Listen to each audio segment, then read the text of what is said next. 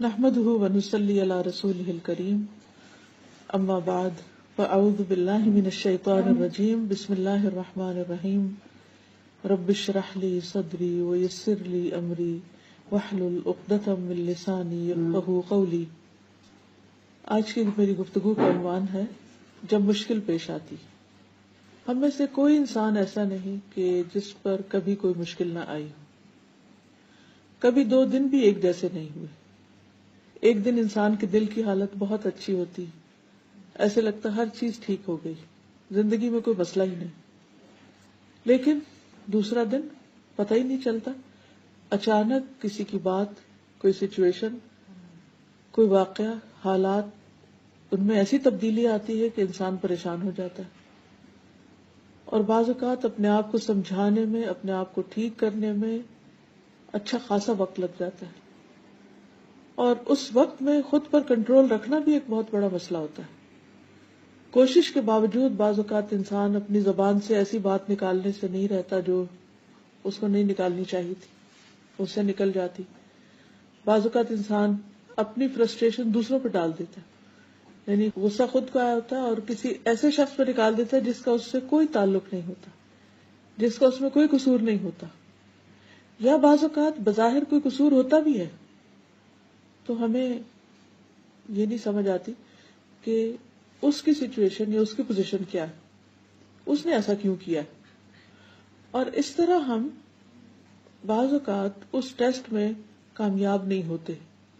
تو اس لیے بہت ضروری ہے کہ ہم اپنے آپ کو مسلسل ایسے ریمائنڈرز دیتے رہیں کہ مشکل حالات میں جو دراصل ہمارا ایک امتحان ہوتے ہیں ان میں ہم صحیح رویہ رکھ سکیں، جس سے ہمارا رب بھی ہم سے راضی رہے اور جس سے بندے بھی ہم سے راضی رہیں، یا بندے اگر راضی نہ بھی ہوں تو کم از کم ان پر ہماری طرف سے کوئی ظلم نہ ہو یا وہ ہم سے ناراض نہ ہو۔ تو اس صورت میں ہم دیکھتے ہیں کہ ہمیں کرنا کیا چاہیے۔ سب سے پہلے تو اللہ تعالیٰ فرماتے ہیں کہ والعصر ان الانسان لفی خسر الا الذین آمنوا وعملوا الصالحات وتواصوا بالحق وتواصوا بالصبر۔ قسم ہے زمانے کی کہ ہر انسان خسارے میں، بے شک انسان خسارے میں، نو ڈاؤٹ کہ انسان خسارے میں، الا الذین آمنوا سوائے ان کے جو ایمان لے آئے، وعملوا الصالحات اچھے کام کریں، وتواصوا بالحق ایک دوسرے کو حق کی، سچائی کی، اچھی باتوں کی تلقین کرتے رہے، وتواصوا بالصبر اور ایک دوسرے کو صبر کی تلقین کرتے رہے۔ تو پہلا کرنے کا کام یہی ہے کہ ہم ایک دوسرے کو اچھی باتوں کی یاد دہانی کراتے رہیں، اور اسی یاد دہانی کے تحت جو میرے لیے بھی ہے، آپ کے لیے بھی ہے، آج کی اس مجلس میں چند باتیں ہوں گی۔ پہلی چیز یہ ہے کہ جب زندگی میں کوئی بھی مشکل پیش آئے، کوئی بھی ایسا واقعہ پیش آئے جو ہمیں اپسٹ کرے، جو ہماری مرضی کے خلاف ہو، جو ہماری خواہش کے خلاف ہو، تو سوچنا چاہیے کہ یہ میرے لیے ایک امتحان آ گیا ہے، کیونکہ اللہ تعالیٰ نے یہ زندگی بنائی ہے امتحان کے لیے۔ اس میں ہم سب کو ٹیسٹ کیا جائے گا، اس کے بغیر کوئی بھی یہاں سے نکل ہی نہیں سکتا اس دنیا سے، تو ٹیسٹ تو ہونا ہے۔ اب یہ میرے لیے ایک ٹیسٹ ہے، اور اس میں مجھ سے دیکھا یہ جا رہا ہے کہ میں اس میں کرتی کیا ہوں، میرا رویہ کیا ہوتا ہے، میرا طرز عمل کیا ہوتا ہے۔ دوسری بات یہ کہ انسان یہ سوچے کہ یہ تقدیر میں تھا، میری یہ ہونا تھا۔ اب مثلا روڈ پہ جاتے ہوئے اسموتھ جا رہی ہے گاڑی، اور بعض اوقات آپ پورے بچا کے نکل رہے ہیں، اتنے میں کوئی اور آ کے آپ کو ٹکر مار دیتا، اور وہ بھی کوئی خوشی سے نہیں مارتا، اس سے بھی ہو جاتی ہے مسٹیک۔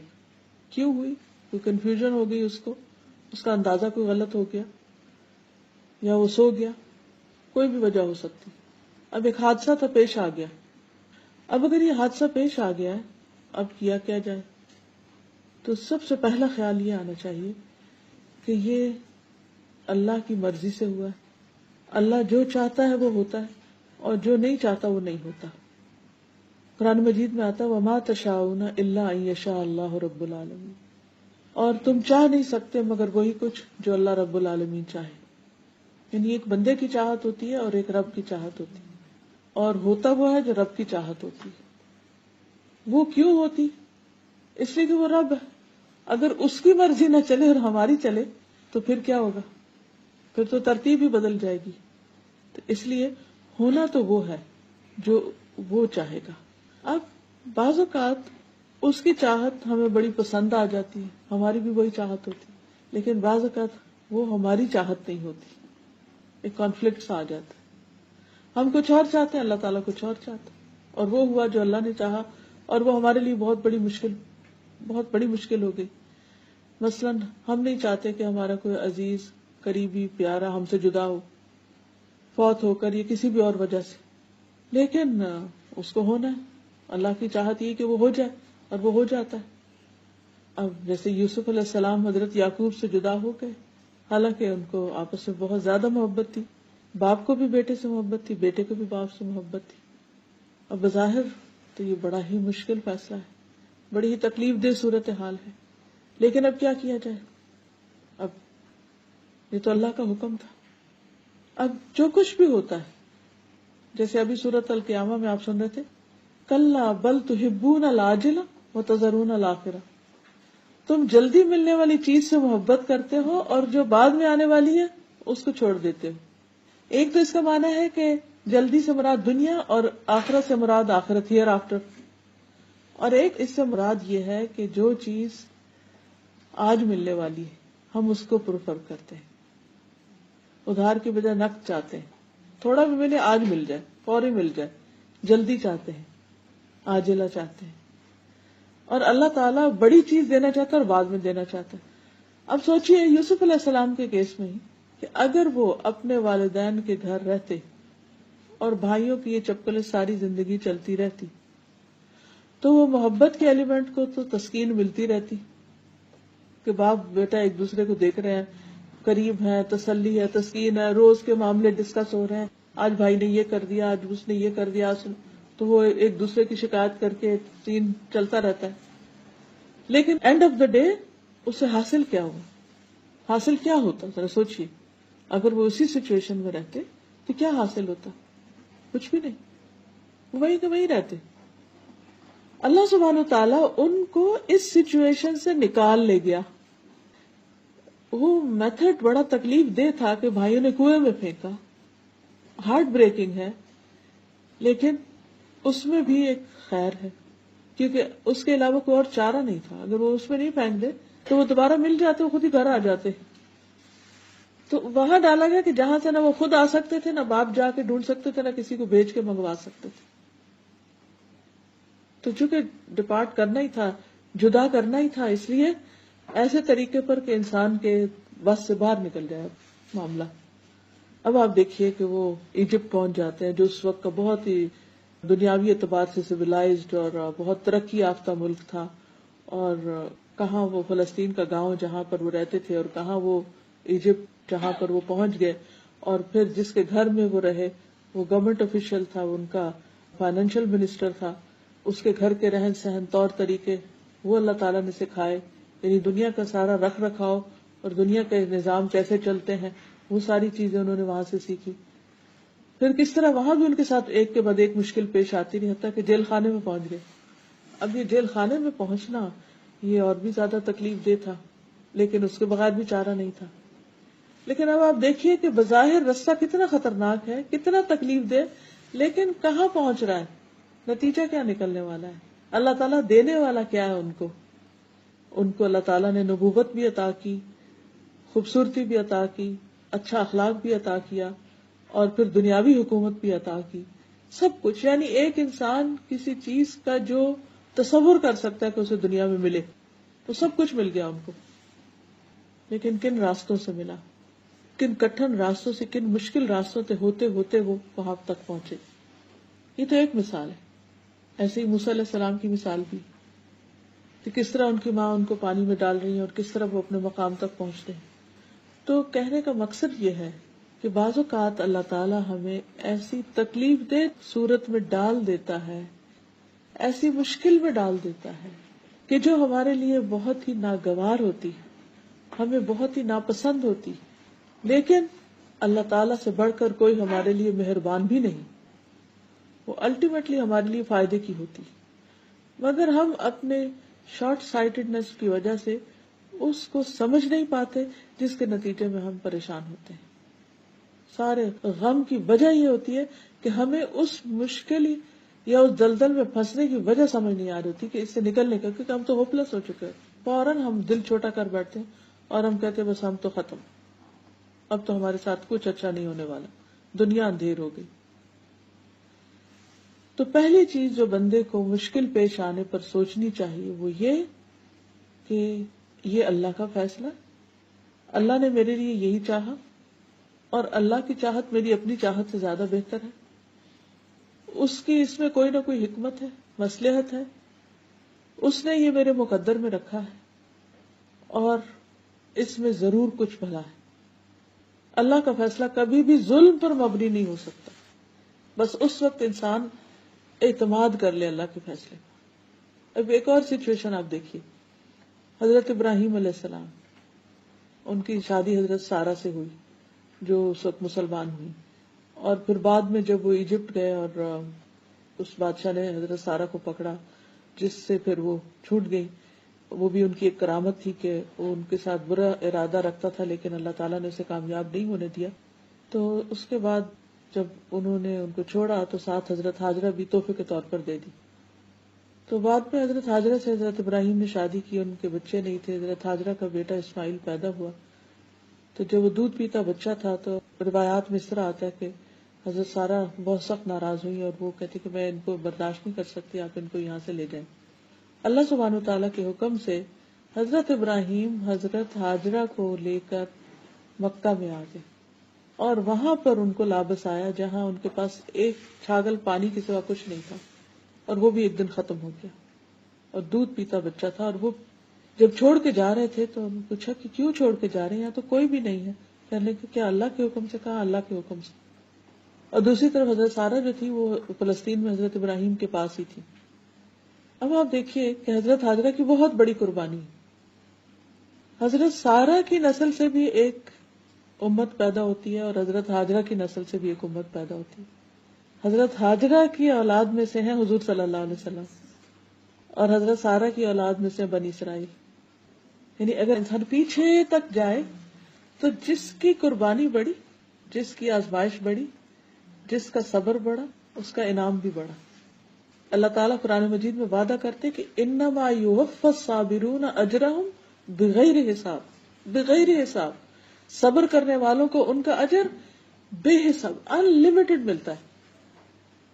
بعضوں کا دو لوگ بہت نیک ہوتے ہیں لیکن انسان ہونے کے ناطے ان کی آپس میں نہیں بنتی، ایک دوسرے کے اوپر کسی نہ کسی طرح غالب آ جاتا ہے، اس کا ہاتھ بھاری ہو جاتا ہے. یہ بھی تو ہو سکتا تھا نا کہ حضرت ابراہیم حضرت سارہ کو چھوڑ کے آ جاتے. لیکن کبھی ایسا بھی ہوتا ہے کہ زندگی میں ہمیں یوں لگ رہا ہوتا ہے کہ جیسے ہمیں پیچھے کر دیا گیا ہو، ہمیں اگنور کر دیا گیا، ہمارا حق مار لیا گیا. کبھی ہمیں ماں باپ سے شکایت ہو سکتی، کبھی بہن بھائیوں سے، کبھی کسی اور انسان سے ہو سکتی. کتنا ہیوملیشن کا محسوس ہوتا ہے انسان کو جب آپ ریجیکٹڈ اور ڈیجیکٹڈ فیل کرتے ہیں اپنے آپ کو. کبھی بچے پرواہ نہیں کرتے. یعنی ہر ایک کے مسائل فرق ہوتے ہیں، مختلف چیزیں سننے میں آتی رہتی ہیں. کوئی بچوں کی طرف سے پریشان ہوتا ہے، کوئی شوہر کی طرف سے ہوتا ہے، کوئی ماں باپ کی طرف سے ہوتا ہے، کسی کو دوست چھوڑ جاتے ہیں. بعض اوقات بہت اچھے تعلقات ہوتے ہیں، بچپن کے فرینڈز ہوتے ہیں، لیکن اچانک کوئی بیچ میں اور شخص پڑتا ہے اور اس کی دوستی زیادہ ہو جاتی ہے اور آپ کو ایک طرف کر دیا جاتا ہے. تو اس وقت بھی آپ بہت ہارٹ بروکن ہوتے ہیں. کبھی کوئی دنیا سے چلا جاتا ہے. یعنی انسانی دلوں کی حالتیں بہت عجیب ہوتی ہیں، اور یہ سارے صدمے انسانوں کے ساتھ ہی ہوتے ہیں. تو ایسی صورت میں جب بھی انسان یہ سمجھے کہ اس کا حق مارا گیا ہے یا اسے اگنور کر دیا گیا ہے یا اس کے ساتھ اچھا نہیں ہوا، تو اسے بھی اپنے حق میں اچھا ہی سمجھے. کیونکہ اللہ سبحانہ و تعالیٰ کسی پر ذرے برابر بھی ظلم نہیں کرتا، ذرے کے برابر بھی ظلم نہیں کرتا. اس سے بڑھ کر کوئی عدل کرنے والا ہے ہی نہیں. اس لیے کبھی بھی انسان کو یہ نہیں سوچنا چاہیے کہ میرے ساتھ اللہ نے اچھا نہیں کیا، اٹس ناٹ فیئر. نہیں، یہ کہنا چاہیے کہ اللہ مجھے سمجھ میں نہیں آ رہا کہ یہ میرے ساتھ کیوں ہو رہا ہے. کبھی آپ کی ہیلتھ ایشوز ہو جاتے ہیں، سب ٹھیک چل رہا ہوتا ہے کہ اچانک کوئی ایسی بیماری آ جاتی ہے کہ انسان اس کو ایکسپٹ نہیں کر پاتا. تو یہ جو پریشانیوں کی یا تکلیف دہ چیزوں کی یا ناپسندیدہ چیزوں کی ایکسپٹنس ہوتی ہے، یہ بہت مشکل کام ہوتا ہے. لیکن اس وقت انسان کو سوچنا یہ چاہیے کہ اللہ نے میرے مقدر میں یہ لکھا تھا اور میرے ساتھ یہ ہونا تھا اور وہ ہو گیا. قرآن مجید میں آتا ہے قُلْ لَن يُصِيبَنَا إِلَّا مَا كَتَبَ اللَّهُ لَنَا هُوَ مَوْلَانَا. کہہ دیجئے اگر کوئی مصیبت آئے گی تو وہی آئے گی جو اللہ نے مقدر میں لکھی ہے. وہ ہمارا مولا ہے، وہ ہمیں تنہا نہیں چھوڑے گا. ایک اور جگہ پر آتا ہے مَا أَصَابَ مِن مُّصِيبَةٍ مَا أَصَابَ مِن مُّصِيبَةٍ إِلَّا بِإِذْنِ اللَّهِ. کوئی مصیبت نہیں آتی مگر اللہ کے اذن سے آتی. وَمَن يُؤْمِن بِاللَّهِ يَهْدِ قَلْبَهُ. اور جو اللہ پر ایمان رکھتا ہے، اعتماد کرتا ہے، ٹرسٹ کرتا ہے، بھروسہ کرتا ہے، اللہ اس کے دل کو ہدایت بخش دیتا ہے، اس کا دل اچھا کر دیتا ہے. ایک دفعہ وہ طوفان آتا ہے، گھٹن کا دور آتا ہے، پریشانی ہوتی ہے، لیکن پھر ٹھیک ہو جاتا ہے. اور اللہ ہر چیز کو جاننے والا ہے، ہر چیز کا علم ہے اس کے پاس. عبداللہ کہتے ہیں اس آیت کی تفسیر میں کہ یہ وہ شخص ہے کہ اگر اس پر کوئی مصیبت آ پڑے تو وہ اس پر بھی راضی رہتا ہے اور سمجھتا ہے کہ اللہ ہی کی طرف سے میرے رب نے بھیجی، تو اس کا ایکسپٹنس لیول زیادہ ہوتا ہے. اب آپ دیکھیے کہ جب آپ کا کسی پر ٹرسٹ ہوتا ہے تو وہ اگر آپ کے ساتھ کوئی ڈانٹ ڈپٹ بھی کر دے یا کوئی آپ کے ساتھ سختی کی بات بھی کر لے تو آپ مائنڈ نہیں کرتے. کیوں؟ کیونکہ آپ اس کے لیے اچھا گمان رکھتے ہیں. آپ سوچتے ہیں کہ یہ دل کا بہت اچھا ہے، یہ ویسے اس کی عادت ہے، ایسے کر دیتا ہے، تو آپ اس کو معاف کر دیتے ہیں، آپ اس سے درگزر کر جاتے ہیں. لیکن جس پر آپ کا اعتماد نہیں ہوتا اور جس پر آپ ٹرسٹ نہیں کرتے یا جس سے آپ کو اندیشہ ہوتا ہے کہ یہ ظلم کرے گا، تو اس کی اچھی بات بھی آپ کو دھوکا لگتی. تب یہ ڈپینڈ یہ کرتا ہے کہ ہمارا اللہ سبحانہ و تعالیٰ سے تعلق کیسا ہے، کہ اس پر ایمان ہے، اعتماد ہے کہ وہ ہر حال میں ہمارے ساتھ اچھا کرے گا اور ہمارے لیے اسی میں بہتری ہے. اور واقعی مشکلات میں بھی جیسے اللہ تعالیٰ فرماتے ان مع العسر یسرا، تنگی کے ساتھ آسانی بھی ہوتی. ان مشکلات کے اندر کوئی نہ کوئی خیر بھی ہوتی ہے. بعض اوقات وہ خیر دنیا میں نظر آ جاتی ہے اور بعض اوقات وہ آخرت میں نظر آتی ہے، لیکن آتی ضرور ہے. اور پھر یہ بھی یاد رکھنا چاہیے ہمیں کہ تقدیر پر ایمان لانا بھی ضروری ہے، کیونکہ تقدیر پر ایمان لائے بغیر ایمان مکمل نہیں ہوتا. رسول اللہ صلی اللہ علیہ وسلم نے فرمایا کوئی بندہ اس وقت تک مومن نہیں ہو سکتا جب تک اچھی اور بری تقدیر پر ایمان نہ لائے، یہاں تک کہ وہ جان لے کہ جو چیز اسے ملنے والی تھی وہ اس سے چوک نہیں سکتی تھی، اور جو چیز اس سے چوک گئی وہ کسی صورت اسے مل نہیں سکتی تھی. مثلاً انسان کو دنیا میں کسی فائدے کی، کسی ایسی چیز کی توقع ہوتی ہے کہ وہ اسے حاصل ہوگی، لیکن فار سم ریزن وہ اس کو نہیں ملتی. کہیں رشتہ ڈالا ہوتا ہے، انسان کو پورا یقین ہوتا ہے کہ یہ ہو جائے گا، اور آخری مرحلے پر بات ختم ہو جاتی ہے، تو اس وقت انسان کا غیر دل ٹوٹتا ہے، اس کو تکلیف ہوتی ہے، اس کی توقعات ختم ہوتی ہیں، تو اٹس ویری پینفل. ایک شخص ڈگری کرنے والا تھا، سب کچھ ہو گیا، آخری پیپر نہیں دے سکا، پیپر سب کچھ ہو گیا، وائوا نہیں دے سکا، صرف اس ایک اتنے سے 1% چیز کی وجہ سے اس کا کیریئر مارا گیا. میں جانتی ہوں ایک ڈاکٹر کو کہ جنہوں نے سب کچھ کر لیا، صرف ایک سرجری کا کوئی پیپر تھا آخری، اس میں تھوڑا سا حصہ نہیں کر سکے 1-2 اٹمپٹ کے باوجود بھی، اور بالآخر انہیں کوئی اور بزنس کرنا پڑا، لیکن وہ بزنس کہیں زیادہ بہتر تھا ان کے حق میں. شاید وہ سیکھ لیتے، پاس ہو جاتے، کسی کی جان لینے کا ذریعہ بن جاتے، کوئی آخرت خراب ہو جاتی. اللہ ہی بہتر جانتا ہے کہ ان کے اندر کیا کمی تھی کہ جس کی وجہ سے اتنے سالوں کی محنت ان کی بالکل ہی ختم ہو کے رہ گئی.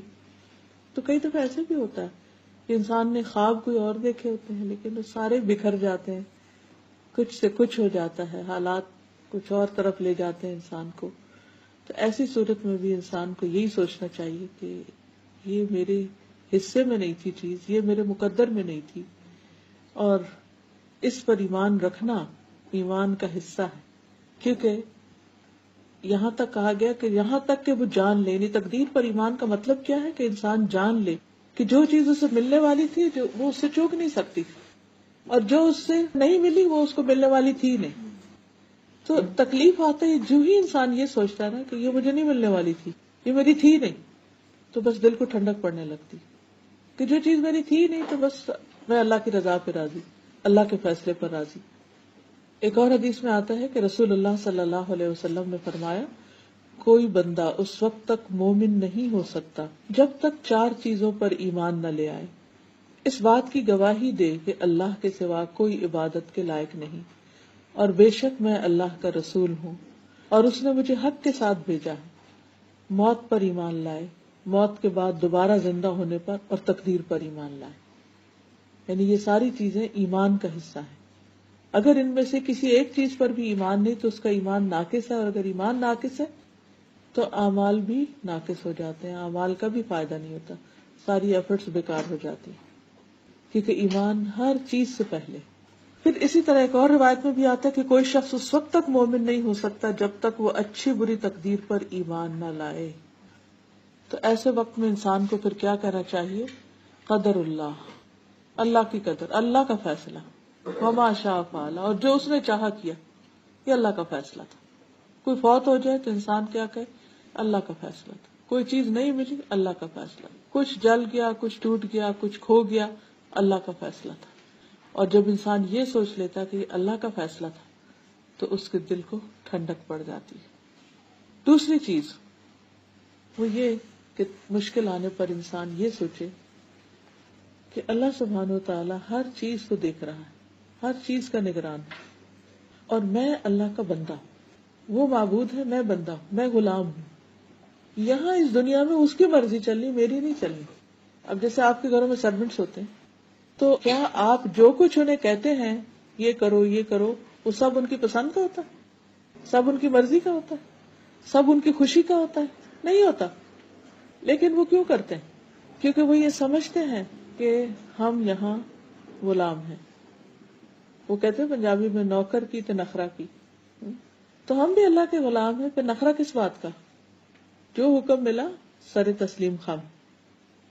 کچھ دیا تو بھی شکر, لے لیا تو بھی شکر اور صبر, کیونکہ ہم بندے ہیں. اور شکر بھی عبادت ہے, صبر بھی عبادت ہے. عبادت صرف نماز پڑھنا ہی نہیں ہے, یہ سارے ہارٹ کے ایکشن جو ہے یہ بھی عبادت کا حصہ ہے.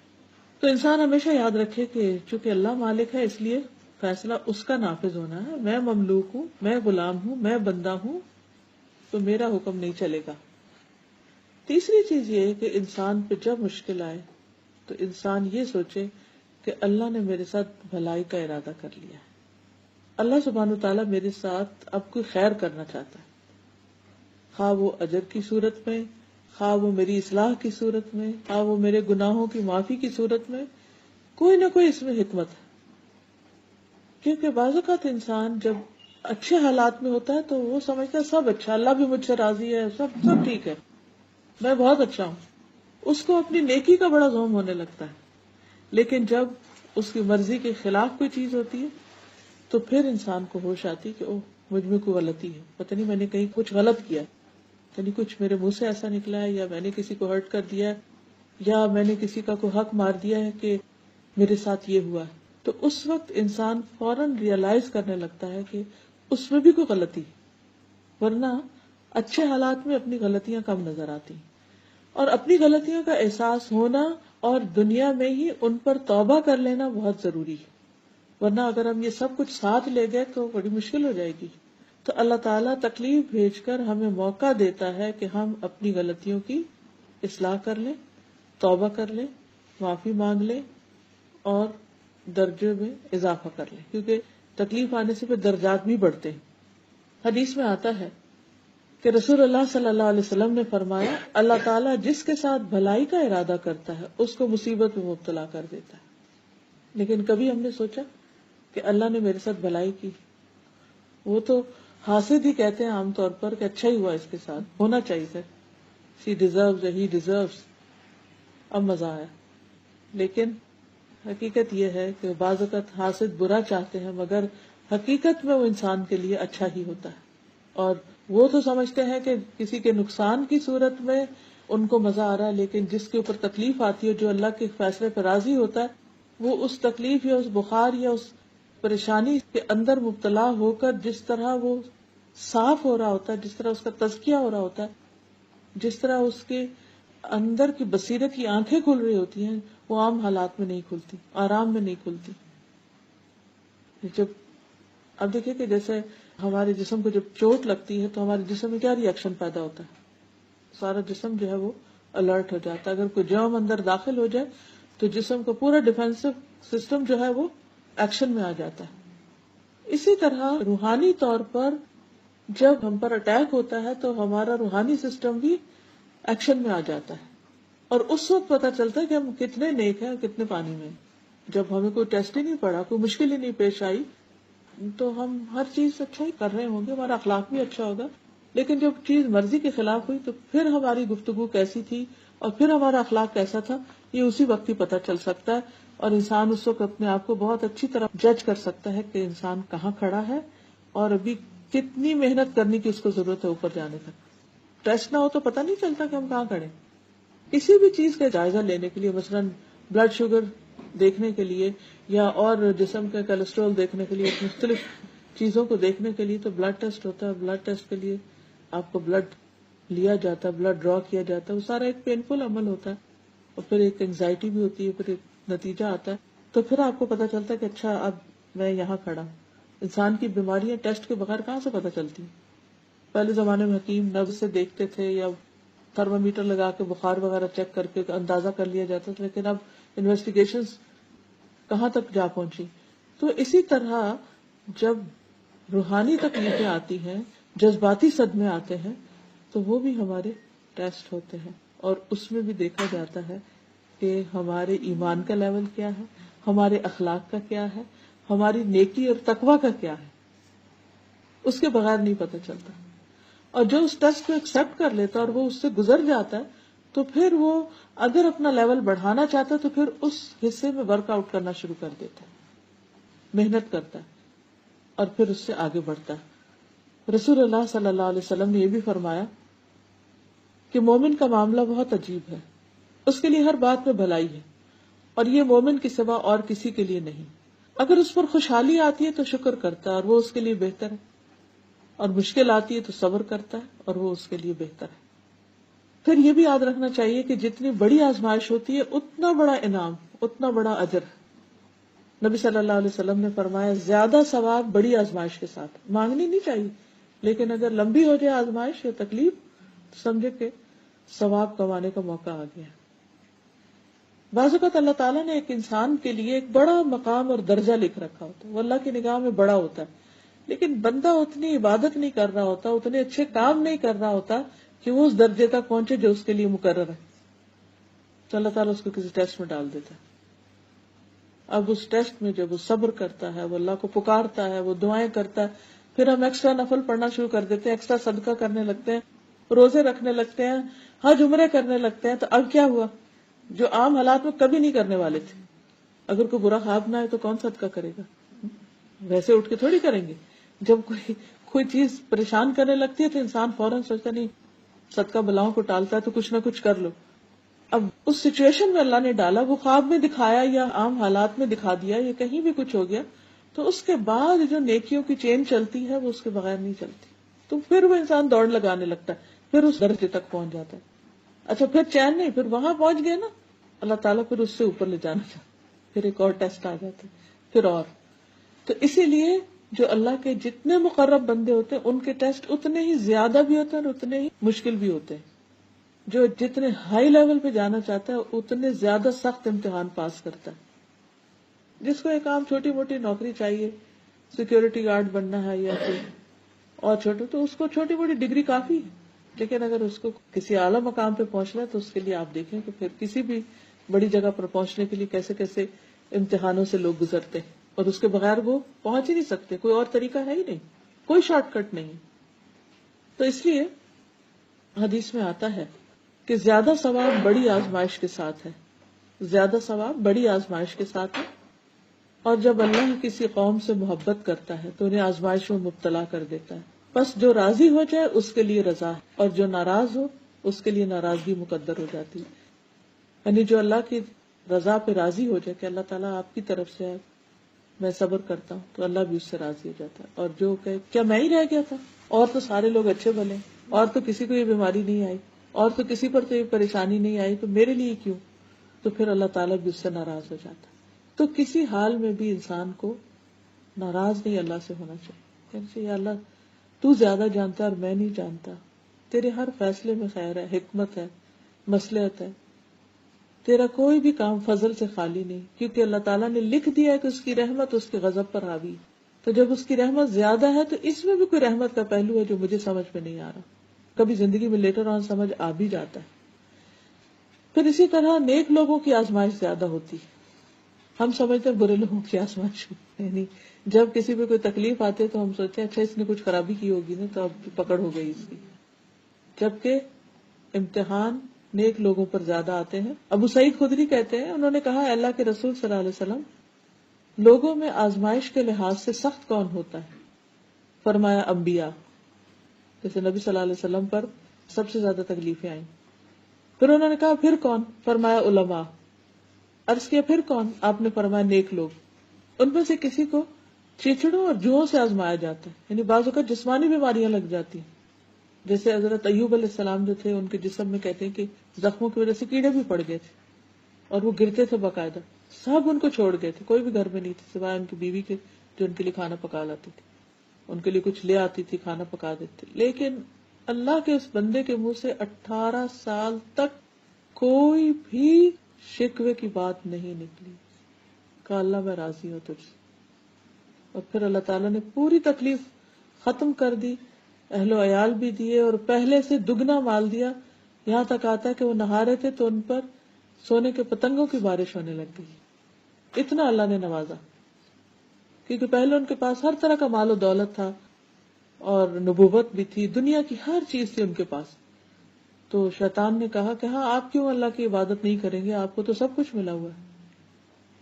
تو اللہ تعالیٰ نے ان کو امتحان میں ڈال دیا کہ بھلا ان سے اگر سب کچھ لے لیا جائے تو بھی یہ کریں گے کیا؟ یہ مال و دولت کی وجہ سے عبادت کر رہے تھے، کیونکہ بعض اوقات لوگ صرف دنیا حاصل کرنے کے لیے عبادت کرتے ہیں یا اس کو باقی رکھنے کے لیے، اللہ کی رضا کے لیے نہیں کرتے. تو اس پر بھی اللہ تعالیٰ کبھی آزما لیتا ہے. تو ان کی عبادت پہلے سے بھی زیادہ ہوگی کہ اللہ پہلے تو میں دنیا کے کاموں میں مصروف ہوتا تھا، تو اب میرے پاس کچھ نہیں رہا، تو صرف میں اور تو ہے، بیچ میں کوئی بھی نہیں، نہ بچے ہیں نہ مال و دولت ہے نہ. تو اللہ سبحانہ تعالیٰ ان پر اتنا راضی ہوا کہ دنیا میں ہی ان کو پہلے سے دگنا عطا کر دیا. قرآن مجید میں اس کا ذکر آتا ہے. تو جب ان پر پتنگے گرنے لگے سونے کے تو اللہ تعالیٰ نے فرمایا کہ تو ایسا نہیں ہے، تجھے تو اس کی حاجت نہیں. کہا کہ اللہ تعالیٰ مجھے اس کی حاجت نہیں، لیکن تیری برکت سے میں محروم نہیں رہنا چاہتا کہ تو مجھ پہ بھیج رہا ہے تو میں کیوں نہ لوں، تیری عنایت اس لیے لے رہا ہوں. تو حقیقت یہ ہے کہ فرمایا کہ ان میں سے بعض کو جوؤں سے آزمایا گیا، یہاں تک کہ وہ اسے قتل کر دیتی. بعض اوقات ایسے انفیکشنز ہو جاتے ہیں یا ایسی بیماریاں لگ جاتی ہیں کہ جو انسان کے لیے موت کا سبب بن جاتی. تو لوگ ایسے لوگوں کے بارے میں برا سوچنے لگتے ہیں کہ اچھا اس کو یہ جو خطرناک بیماری لگی ہے نا، یہ اس نے کوئی گناہ کیے ہوں گے تو اس وجہ سے نہیں. بعض اوقات اللہ تعالیٰ اپنے نیک بندوں کو ویسے ہی آزمائش میں ڈال دیتا ہے. کسی کو فقر سے آزمایا جاتا ہے، اس کا رزق نہیں کھلتا، یہاں تک کہ وہ چھوٹی سی قمیص کے سوا کچھ نہیں پاتا. اور ان میں سے کچھ لوگ آزمائش پہ خوش ہوتے ہیں بنسبت اس کے جو کچھ دیے جانے پہ خوش ہوتے ہیں. یعنی کچھ لوگ اللہ پر ایسا ایمان رکھتے ہیں، ایسا بھروسہ رکھتے ہیں، اللہ کے ہر فیصلے پہ اتنا راضی ہوتے ہیں کہ جب ان پہ تکلیف آتی ہے تو اسے بھی خوشی سے لیتے ہیں. جس کو کہتے ہیں نا جس سے محبت ہوتی ہے تو وہ کچھ بھی کرے تو اس کی ہر بات ہی اچھی لگتی ہے. وہ کہتے ہیں نا گالیاں کھا کر بھی بد مزہ نہ ہو، یعنی اگر محبوب کی طرف سے گالیاں بھی پڑی تو بھی خوش ہوئے کہ کوئی تو تعلق شو کیا، چاہے گالیوں کا ہی تھا. تو یہ ایک حقیقت ہے کہ جب بندہ اللہ پر راضی ہوتا ہے تو پھر اللہ کی طرف سے کوئی بھی آزمائش آتی ہے، کوئی بھی چیز تو انسان ناراضگی کا کلمہ منہ سے نہیں نکالتا بلکہ دل میں بھی ناراض نہیں ہوتا. ام سلمہ کہتی ہیں کہ میں نے رسول اللہ صلی اللہ علیہ وسلم کو فرماتے ہوئے سنا، جب اللہ تعالیٰ کسی بندے کو مصیبت میں آزماتا ہے اور وہ اپنی حالت اور کیفیت کی بنا پر اسے ناپسند کرتا ہے تو اللہ تعالیٰ اس تکلیف کو اس کے گناہوں کا کفارہ اور اسے پاک کرنے کا سبب بنا دیتا ہے، جب تک کہ وہ لاحق ہونے والی بیماری سے شفا حاصل کرنے کے لیے اسے اللہ تعالیٰ کے علاوہ کسی کے در پہ پیش نہیں کرتا یا اسے دور کرنے کے لیے غیر اللہ کو نہیں پکارتا، یعنی اللہ کے علاوہ کسی اور در پر نہیں جاتا. پھر یہ ہے کہ بیماریاں اور تکلیفیں انسان کے گناہ دھوتی ہیں. ہم میں سے کون ہے جو یہ کہتا ہو کہ میں نے کبھی کوئی غلطی نہیں کی، کوئی گناہ نہیں کیا؟ زبان کے گناہ تو ان گنت ہیں ہی، ہمارے جو سوچ اور خیال میں ہی جو چیزیں ہیں ان میں بھی کئی چیزیں درست نہیں. اللہ تعالیٰ فرماتے ہیں یا ایھا الذین آمنوا اجتنبوا کثیرا من الظن ان بعض الظن اثم. اے لوگوں جو ایمان لائے ہو، بہت سے گمان کرنے سے بچو، کیونکہ بعض گمان گناہ ہوتے ہیں. یعنی بعض تمہارے خیالات جو کسی کے بارے میں برا سوچنا اور اس کی کوئی بھی دلیل نہ ہو انسان کے پاس، یا کسی پر حسد کرنا، اس کی نعمت پر جلنا، یا اور اس قسم کی کئی دل کی خرابیاں ہوتی ہیں، تو یہ بذات خود گناہ ہے. پھر شرک، پھر نفاق، یہ سب چیزیں. تو انسان مختلف طرح کی چیزوں سے گزرتا رہتا ہے.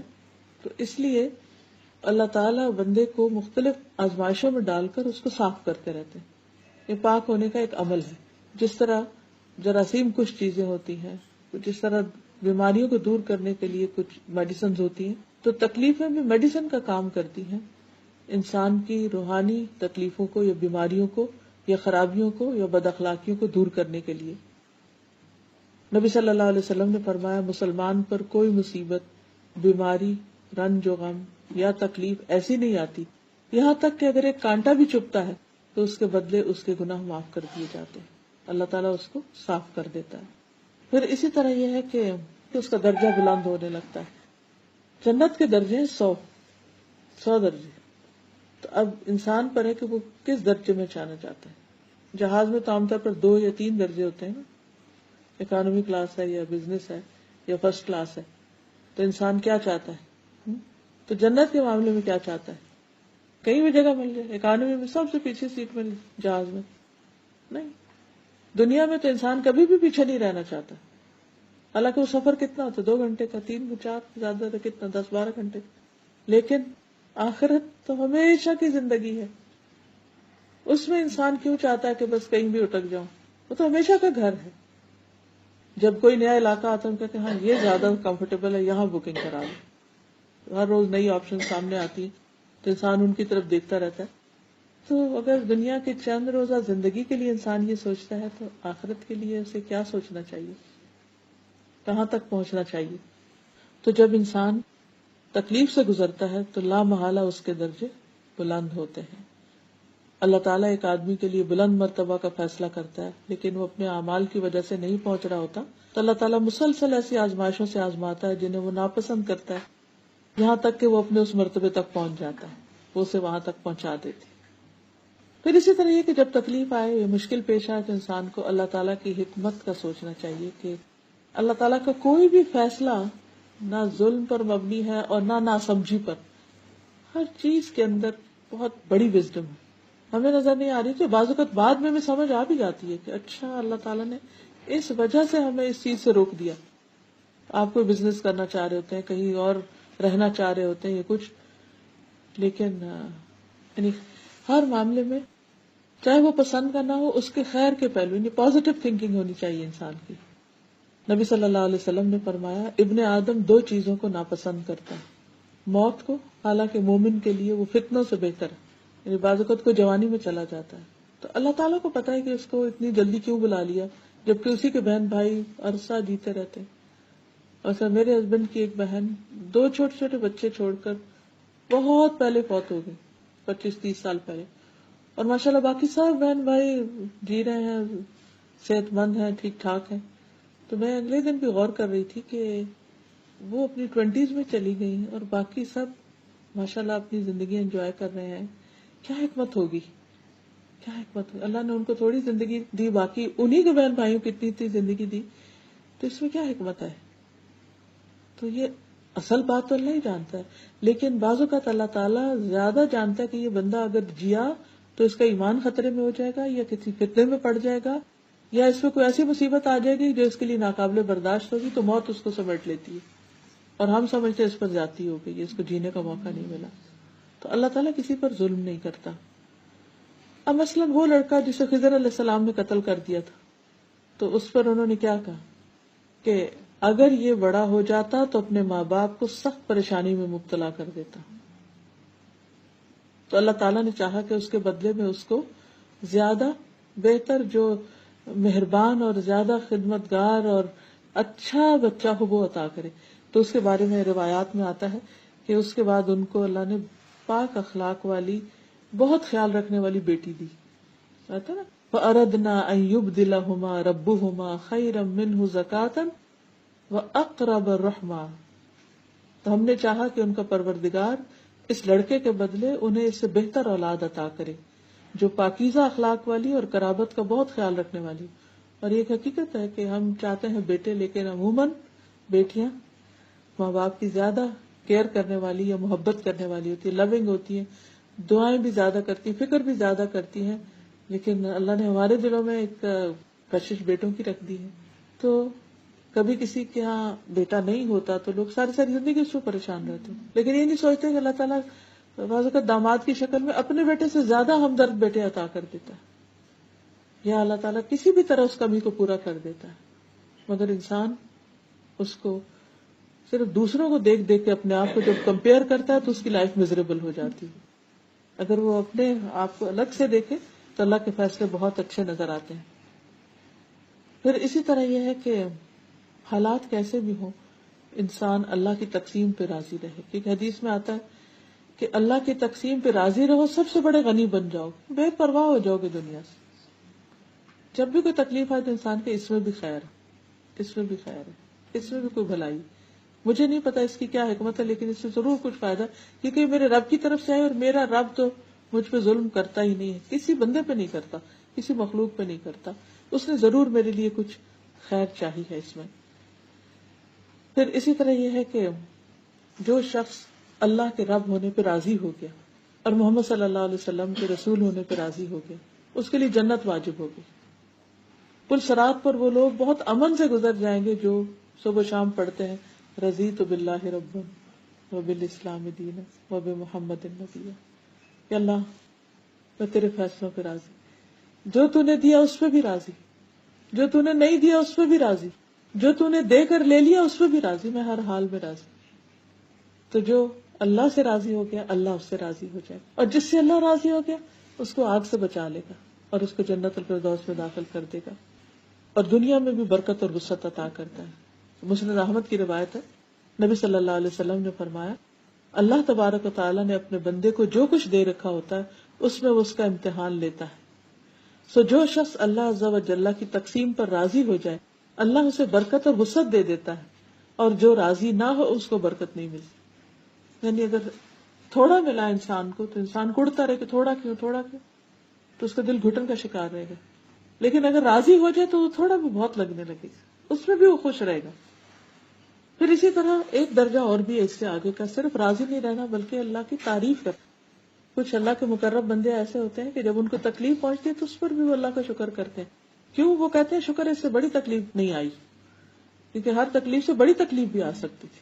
کچھ ٹوٹ گیا، کوئی ایکسیڈنٹ ہو گیا، کچھ ہو گیا، تو وہ اس کو دیکھتے ہیں کہ اس سے زیادہ کیا تکلیف تھی، وہ چھوٹی کو دیکھ کے اللہ کی رضا پہ راضی ہو جاتے. پھر اسی طرح الحمدللہ کہہ کے صبر کرتے ہیں. پھر حتیٰ کہ اللہ تعالیٰ جب مومن بندے کی جان لے رہا ہوتا ہے تو وہ اس حال میں بھی اللہ سے راضی ہوتا ہے کہ اللہ تیرا فیصلہ اس وقت میرے حق میں دنیا سے جانے کا ہی بہتر. بعض بیماریوں میں انسان کو پتہ چل جاتا ہے کہ اب دن تھوڑے رہ گئے، ویسے تو کسی کو بھی نہیں پتا، لیکن کچھ بیماریاں تو پھر لے جا ہی موت کی طرف رہی ہوتی، کلرز ہوتی. اس صورت میں انسان جب اللہ کے فیصلوں پر راضی ہوتا ہے تو نبی صلی اللہ علیہ وسلم نے فرمایا کہ مومن کی روح جب اس کے دونوں پہلوؤں سے نکلتی ہے تو اللہ کی تعریف کر رہا ہوتا ہے، اللہ کو یاد کر رہا ہوتا ہے، اللہ کا ذکر کر رہا ہوتا ہے، اور اس حال میں وہ امن میں سکون میں چلا جاتا ہے. نبی صلی اللہ علیہ وسلم کو جب کوئی نعمت ملتی تو کہتے الحمدللہ الذی بنعمتہ تتم الصالحات، اللہ کا شکر جس کی نعمت یا فضل کی وجہ سے اچھے کام سر انجام پاتے. اور تکلیف آتی تو کہتے الحمدللہ علی کل حال، اللہ کا شکر ہے ہر حال پر. پھر اسی طرح انسان اللہ تعالیٰ سے دعائیں بھی کرتا رہے کہ اللہم انی اسألک الرضا بعد القضاء، اللہ تقدیر کے آنے کے بعد تجھ سے رضا مانگتا ہوں کہ اللہ مجھے راضی ہونے کی توفیق دے. کچھ چیزوں کو تو ایکسپٹنس آسان ہوتی ہے، لیکن کچھ چیزوں پر ایکسپٹنس آسان نہیں ہوتی، انسان ایکسپٹ نہیں کر پاتا ان کو، تو اس سے دعا کرنی چاہیے کہ اللہ تو مجھے ایکسپٹنس دے دے. پھر اسی طرح یہ ہے کہ انسان کو تکلیف آنے پر راضی ہونے کا مطلب یہ نہیں کہ انسان دعا نہ کرے کہ مجھے صحت ملے یا بیماری چلی جائے یا مالی پریشانی چلی جائے یا اولاد کی طرف سے، نہیں، دعا کرتا رہے، کیونکہ دعا تقدیر کو بدل دیتی اور دعا عبادت ہے. ویسے انسان دعائیں کرتا ہے لیکن اس جان سے نہیں کرتا. تکلیف آتی ہے تو جاندار دعائیں کرتا ہے، اور وہ بہترین عبادت ہے، عبادت کا نچوڑ ہے دعا. تو وہ اس کی عبادتوں کے اور اجر کے درجے بڑھتے چلے جاتے ہیں. رسول اللہ صلی اللہ علیہ وسلم نے فرمایا قضا کو صرف دعا ہی بدل سکتی، اور نیکی کے علاوہ کوئی چیز عمر کو نہیں بڑھا سکتی. یعنی جو چاہتا نا کہ زندگی لمبی ہو تو اسے چاہیے کہ وہ اچھے اچھے کام کرتا رہے. رسول اللہ صلی اللہ علیہ وسلم نے یہ بھی فرمایا جو مسلمان اپنا چہرہ اللہ کے سامنے گاڑ کر کسی چیز کا سوال کرتا ہے، یعنی خوب توجہ سے دعا کرتا ہے، غافل ہو کے نہیں، تو بس اللہ تجھ سے ہی لینا ہے، لے کے ہی اٹھنا ہے، تو اللہ تعالیٰ اسے ضرور وہ چیز عطا کر دیتا ہے، خواہ جلدی کرے یا اپنے پاس ذخیرہ کر لے، لیکن وہ سن لی جاتی ہے. دعا اس چیز کے بارے میں بھی فائدہ دیتی ہے جو نازل ہو چکی ہے، اور اس چیز کے بارے میں بھی جو ابھی نازل نہیں ہوئی. کوئی مصیبت آنے والی ہوتی ہے تو انسان کے دل میں ایسے گھبراہٹ سی ہونے لگتی ہے اور انسان دعائیں کرنے لگتا ہے تو مصیبت جو ہے وہ واپس چلی جاتی. اور خاص طور پر رنج و غم کے وقت جو دعائیں بتائی گئی ہیں، ایاک نستعین میں ایک چیپٹر بھی ہے رنج و غم کی دعائیں، تو ان میں سے جو یہ دعا ہے اللہم انی امتک بنت امتک بنت عبدک ناصیتی بیدک ماض فی حکمک عدل فی قضاؤک اسألک بکل اسم هو لک سمیت به نفسک او انزلتہ فی کتابک او علمتہ احدا من خلقک او استأثرت به فی علم الغیب عندک ان تجعل القرآن العظیم ربیع قلبی ونور بصری وجلاء حزنی وذہاب ہمی وغمی. تو اللہ تعالیٰ کا وعدہ ہے کہ وہ اس کے رنج کو ضرور خوشی میں تبدیل کر دے گا، یعنی اس کا غم ضرور چلا جائے گا. پھر اسی طرح حضور صلی اللہ علیہ وسلم مصیبت کی سختی سے پناہ مانگتے تھے. پھر پریشانی کے وقت کہتے اللہم لا سہل الا ما جعلتہ سہلا وانت تجعل الحزن سہلا اذا شئت.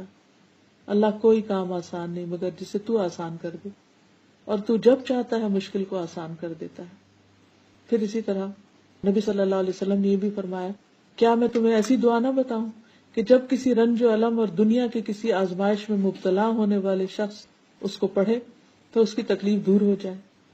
کہا گیا کیوں نہیں؟ فرمایا وہ مچھلی والے کی دعا ہے لا الہ الا انت سبحانک انی کنت من الظالمین.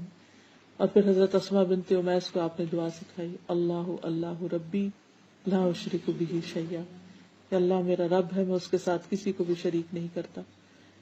پھر اسی طرح جب آپ صلی اللہ علیہ وسلم پر کوئی تکلیف آتی تو آپ پڑھتے لا الہ الا اللہ العظیم الحلیم، لا الہ الا اللہ رب العرش العظیم، لا الہ الا اللہ رب السماوات و رب الارض و رب العرش الکریم.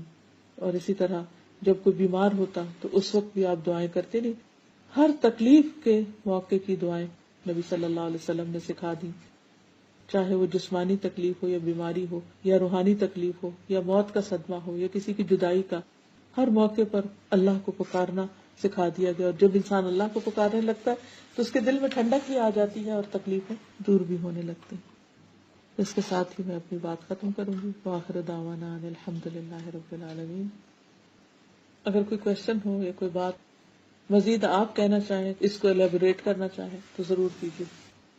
جی میں نے پوچھنا تھا کہ جیسے کوئی بھی مشکل یا تکلیف آتی ہے تو ویسے تو ہم یہ سارے کام کرتے ہیں، استغفار اور جو بھی ہے یا علاج ہے، لیکن ایک ایلیمنٹ جو ہوتا ہے جیسے وہم آ جاتا ہے، نظر ہے یا جادو ہے یا کچھ اس طرح کی چیزیں، تو کتنا اس کے اوپر جی ان کا سوال یہ ہے کہ بعض اوقات تکلیف آتی ہے تو یہ سارے علاج معالجے تو ہم کرتے ہیں، لیکن ساتھ ہی دل میں یہ خیال آتا ہے کہ پتہ نہیں کوئی نظر لگ گئی ہے یا کوئی وہم سا ہو جاتا ہے یا کوئی.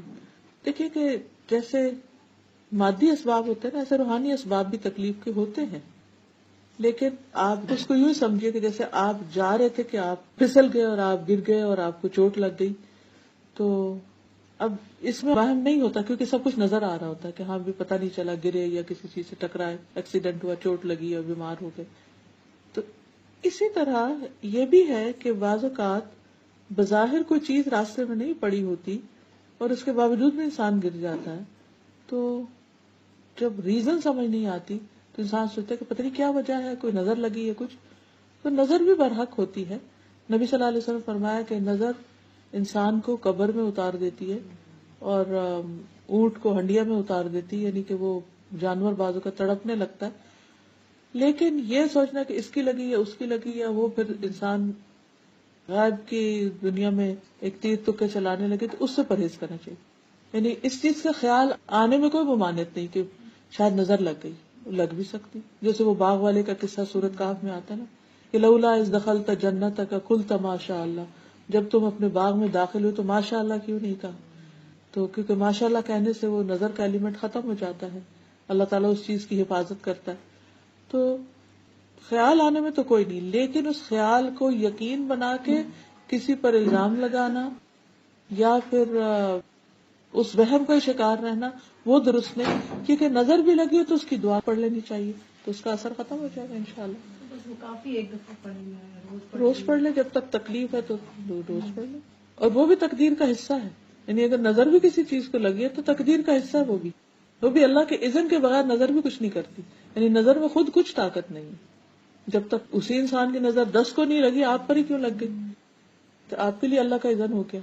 اور کوئی چیز کبھی کبھی ہماری بھی خود ہی لگ جاتی ہے اپنی چیز اپنے آپ کو خود بھی اپنے آپ کو، بچوں کو، اپنی کسی چیز کو اتنی پسند کی اور اتنا یہ دوپٹہ، یہ جوڑا، کوئی بھی چیز، اور کچھ نہ کچھ اس کو، مگر یہ کہ صدقہ اور یہ ساری چیزیں آئی تھنک بہت زیادہ پروٹیکشن کی دعائیں. اگر آپ ہر صبح میں اگر اپنا جی ارادہ کر لیں تو بہت. بس انسان کو یہ یاد رکھنا چاہیے کہ دنیا میں چونکہ اللہ نے ہمیں امتحان کے لیے بھیجا، اس لیے کچھ نہ کچھ آزمائشیں ہر ایک پر آتی ہیں.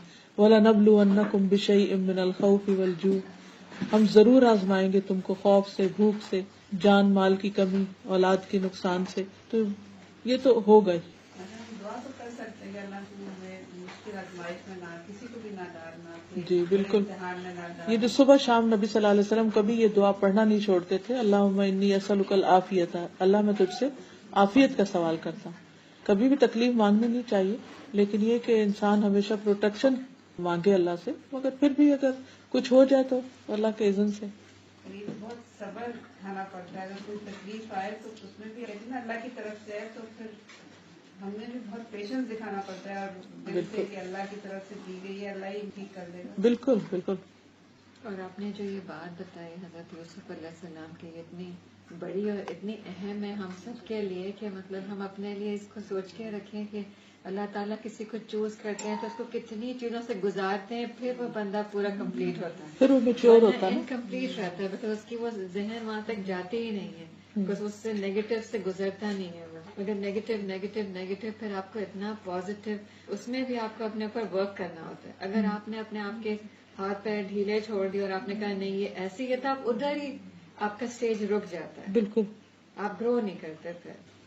اوکے، سبحانک اللہم و بحمدک، اشہد ان لا الہ الا انت، استغفرک و اتوب الیک. السلام علیکم و رحمۃ اللہ وبرکاتہ.